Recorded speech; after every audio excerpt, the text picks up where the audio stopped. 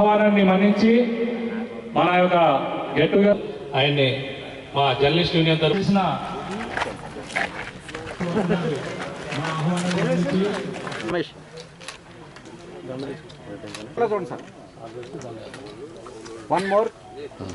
మన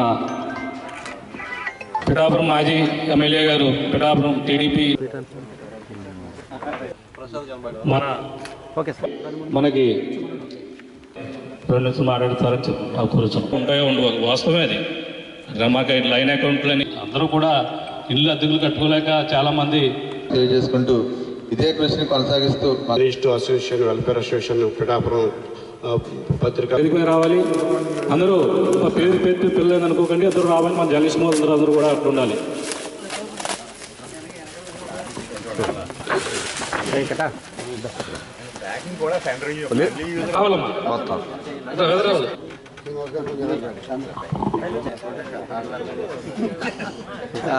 శ్రీనివాస్ గారిని సాల్వాతో సత్కరిస్తున్నా కోరుతున్నాం. పరబ్ గారు కూడా సాల్వాతో సత్కరిస్తారు.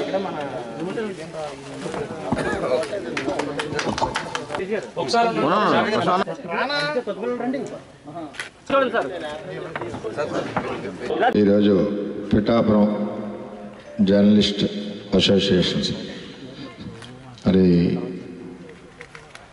కార్తీక మాసంలో చేసుకునే కార్యక్రమం వీళ్ళు వినూత్నంగా మళ్ళీ కార్తీక మాసం టైప్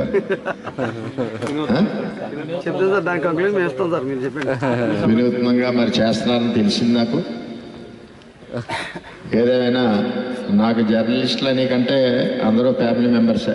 ఎందుకంటే 23 ఏళ్ళ నుంచి కలిసి ఉన్నాం అందరం.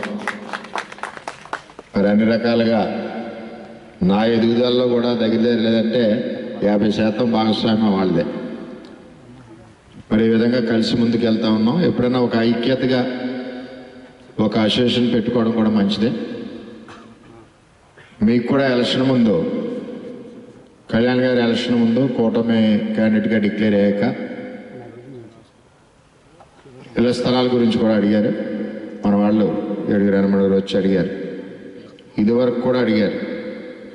అడిగినప్పుడు ఏమైందంటే అది ఎలక్షన్ ముందు అడగడం వల్ల సమయం కుదరక అప్పుడు ఆర్టీఓ రాజ్కుమార్ గారు ఆవిడ లీవ్లో వెళ్ళడం వల్ల మొత్తం మీద అది ఆగిపోయినాయి.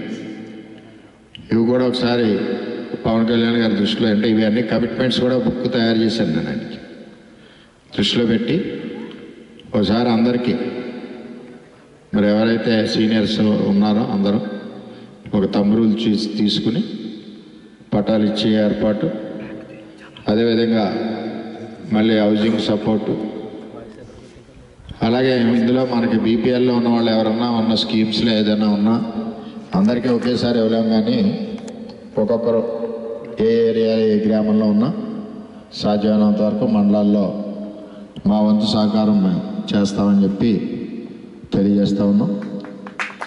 అలాగే ప్రభుత్వ పరంగా కూటమి గవర్నమెంట్లో ఆల్రెడీ చంద్రబాబు నాయుడు గారు మరి ఎప్పుడు కూడా ప్రెస్ అంటే చాలా ఇంట్రెస్ట్గా ఉంటారు. రాష్ట్ర వ్యాప్తంగా చేసే కార్యక్రమాలు కూడా వాళ్ళు కూడా చేస్తారని తెలియజేస్తూ, రోజుకి పేపర్ చూడడం వల్ల రాజకీయ నాయకులు వాళ్ళు చేసి తప్పులు ఏంటన్నది, పొరపాట్లు ఏంటన్నది, అలాగే అభివృద్ధిలో లోటుపాట్లు ఏంటన్నది కొన్ని గ్రామాల్లో మనకు తెలుస్తుంటే కొన్ని గ్రామాల్లో మనకు తెలియదు.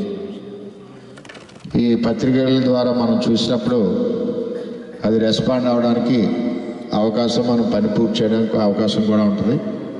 ప్రజలకి ప్రభుత్వానికి రాజకీయ నాయకులకి మధ్యన వారధిలాగా ఉండేది మీరే.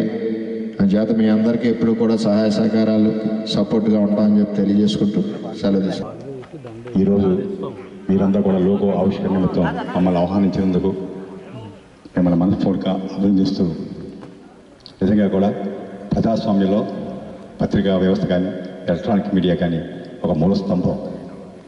ప్రజాస్వామ్యం ఫ్రెడవెల్లాలంటే అన్ని వ్యవస్థలతో పాటు ఈ వ్యవస్థ సక్రమంగా ఉంటేనే ప్రజాస్వామ్యం మనుగడ సాగించగలుగుతుంది.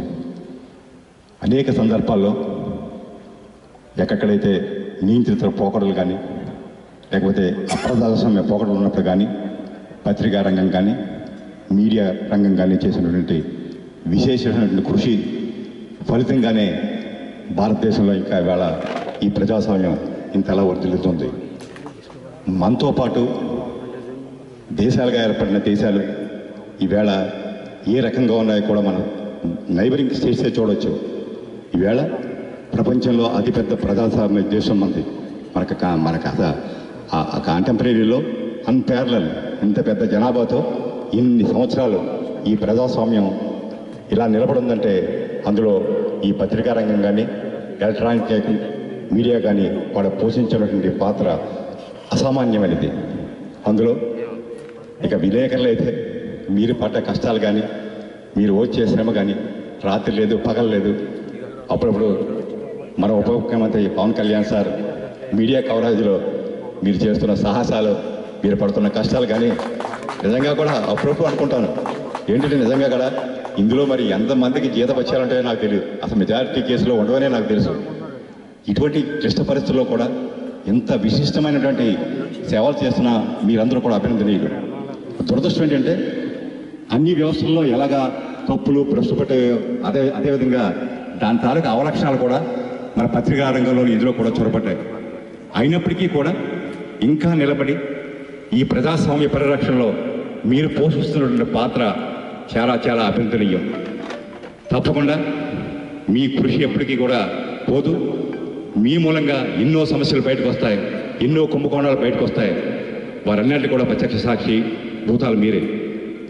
ఇటువంటి ఈ నేపథ్యంలో మీరంతా ఐకమత్యంగా ఈ పిఠాపురంకై ఎవరైతే ముఖ్య ఛానల్స్ ఉన్నారో మీడియా ఉన్నారో మీరంతా కలిపి సమిష్టిగా ఒక లోగో ఆవిష్కరించుకుని నూతన ఈ సంఘం ఆరోగ్యంలో మీరు ఆ ప్రజాస్వామ్యాన్ని ప్రజల యొక్క సమస్యల్ని గళమెప్పి అతి బలంగా నింపించాలని మేమెప్పుడు కూడా అధికారంలో ఉన్న ఎన్డీఏ ప్రభుత్వం చంద్రబాబు నాయుడు నేతృత్వంలో ఉన్న ప్రభుత్వం కూడా ఏ విమర్శకన్నా మేము సిద్ధం, సత్విమర్శ దేనన్నా మేము స్వీకరిస్తాం. దానికి దిద్దుబాటు చర్యలు చేయడానికి మీ అన్ని వేళలా సిద్ధంగా ఉంటామని చెప్పి మరొక్కసారి మిమ్మల్ని అందరినీ హృదయపూర్వకంగా అభినందిస్తూ సెలవు తీసుకుంటున్నాం.